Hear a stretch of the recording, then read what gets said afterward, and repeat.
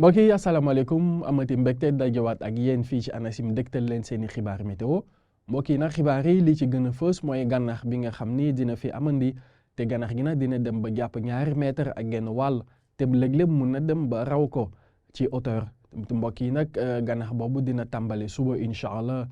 20 fan ak juróom-benn ci weer wi ñu nekk jàpp dimanche 1 fan ci weeru mars bi nga xam moom lañ jëm te loolu. diggante Ndar Géej jàpp Ndakaaru li ko dalee nag ci Petite Côte bi jàpp 40 kilomètres ak juróom-benn ci côte de Casamance foofu nag dina tàmbalee aljuma incha allah juróom-ñaari fan 22 fan ci weer wi ñu nekk jàpp 1 fan ci weeru mars bi ñu jëm kon suñu mbokk nappkat yi ak képp koo xam da ngay jëfandikoo géej gi ñu ngi leen ñaan nga jël bu baax say matuwaayu kaarange. ñu xool suñu nataal image satellitale mbokk yi ak asamaan si nga xam ni dañu am ay tuuti niir yi ñu fi nemeeku waaye nag niir na fi mën a gën a amee solo ci dëkk yi nga xam yoo féete ci bët saalum réew mi alizé maritime mooy ngelaw li nga xam mooy seddal peexu géej waaxu géej bi daana ëpp bu baax li nga xam ne mooy dëkk yi waaye nag ngelaw li nga xam mooy jugee di wéy di jugee ci bët saalumu Mauritanie mi ngi dugg si bu baax daal di àndaale tuuti tàngoor nañ ko mën a gisee ci nataal bi. mbokk yi ci wàllum température lu ko dalee guddi gi jàpp suba teel incha allah ak température yi nga xam moo nar a gën a néew dañ ko am incha allah ci Louga ci 10 degré ak juróom-benn waaye nag 10 degré ak juróom-ñaar itam ci Thiès 20 degré jàpp 10 degré ak juróom-ñett diggante Ndakaaru Mbuur naka noonu Fatick waaye itam moom la ñu nar a am incha allah diggante Ndar Géej naka noonu dem ba ci Podor.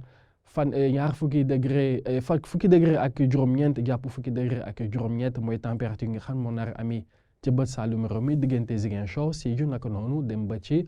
Kolda waaye fi mu nar a gën a tàng guddi gi mbokk yi température foofu dina fa dalee diggante 20 degré ak 1 jàpp 20 degré ak 2 diggante Kaolack ci digg réew mi diggante Linguère jàpp Diourbel ci Matam waaye nag ci bët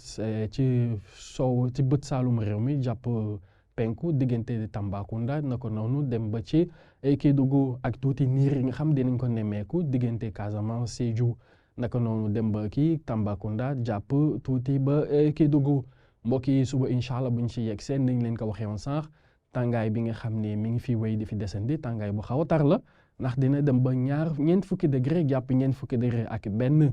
ci diggante Sédhiou naka noonu Kolda. digg réew mi diggante Kaffrine Tambacounda dem ba ca Bakel te zone yooyu no fan yi kii it dëkk yooyu yëpp mbokk yi daañu fa am itam ay tuuti niir yi nga xam daañu fa doxantu 20 degré ak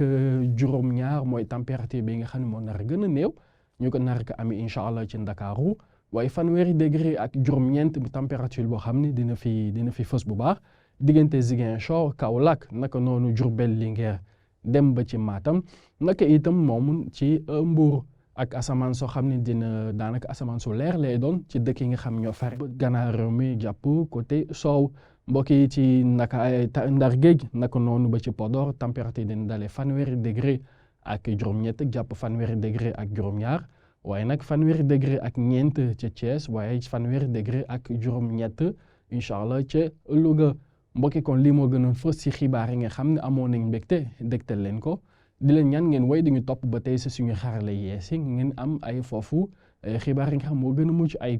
leen ñaanal guddi jàmm ak salaam jërë ngeen jëf ba suba.